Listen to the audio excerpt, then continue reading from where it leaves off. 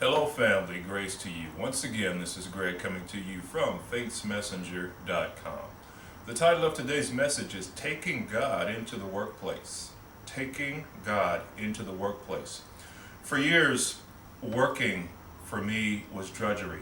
I hated every moment of it. I've had a lot of different jobs, a lot of different experiences. Not all of them were negative, not all were bad, but for the most part, working for me was drudgery, and I know most of the people that I know feel the same way. They rejoice on Friday because of the weekend, and they are in severe remorse on Monday because they have to go back to work. And I'd like to offer up to you somewhat of a different way of thinking. I know that if I had thought this way when I was out in the workplace, it would have made my work days a lot easier. And that train of thought is, suppose that your job, your paycheck was a fringe benefit and not the main reason why you were at your job. Suppose we as Christians were planted by God in the specific jobs and vocations that we were in to recruit, to win souls to Christ, to usher people into the kingdom of God. What if that was our main objective and the paycheck was a secondary benefit? Just a different way of looking at things. Would it be easier for you? It would have been easier for me if I knew that I was on the job to take God into my particular workplace. Sometimes we fill out applications and we are more than qualified for particular positions and we don't get the job. And we think, wow, I was a shoo-in. I should have gotten this job. I don't understand why I didn't get it.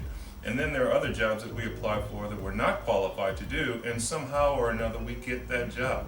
Well, I believe personally that we are plants. We are to go into the workplace, and God has placed us strategically in the positions we're in to win souls for Christ. First and foremost, to take Him into the workplace, and our paycheck, our medical and dental benefits, and everything else, the trappings that the job has to offer, are secondary or third or fourth or fifth or 99th benefits to why we are where we're at. So I'd like to submit that to you, to see your job as a mission field, to realize that you are there not necessarily to earn a paycheck, but you are there, planted there by God to shine His light on those. We may never know who we are there, who God has us there for, who God has us there to minister to. Now let me also say that I'm not promoting that you go on your job and stop working and just preach to your fellow, your co-workers for 8 hours a day. No, we are there to earn a living. We are there to do a job. Our employers hired us to do something, to perform for their benefit. But there are subtle ways that we can take God with us into the workplace. There are subtle ways that we can minister. Just our presence, just the light that we are, can be shown, and God can minister through us to those around us with us not even knowing the benefit that we're serving there. So I want to leave you with that, and I want to encourage you that you are there for a reason. And it's more so than just to earn a paycheck. You are there to minister as an ambassador for Christ, to usher people into the kingdom of God. That is our first and foremost mission here on earth. Everything else is just fluff. Everything else is secondary. So I'd like to leave you with that today, and I'd like to invite you, if you haven't done so already, to join us on our YouTube channel by clicking on the red subscribe button on your screen. By doing so, you will receive notifications when new videos such as this one are posted. And if you are a fellow Christian YouTuber, I would invite you to join us on our community at micro-ministries.com. Now, that community was created solely to help drive traffic to your Christian YouTube channel.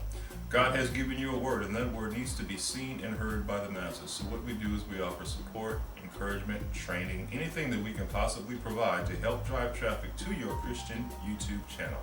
So once again, that address is micro-ministries.com.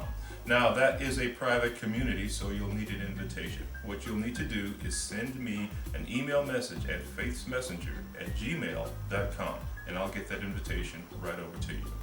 Now, lastly, I would like to invite you, if you haven't done so already, to join us on our blog at FaithsMessenger.com. We currently have over 550 individual blog posts on the blog which address a myriad of different topics. Now, these are real life, everyday topics that each and every one of us has to deal with. So once again, that address is FaithsMessenger.com. Now, with all that's been said today, I'd like to leave you with a question. Now, this question can be applied to anything that you may be going through in life. I'd like for you to ask yourself, is anything impossible with God? Have a great day, family. I love you, and I'll talk to you later. Bye-bye.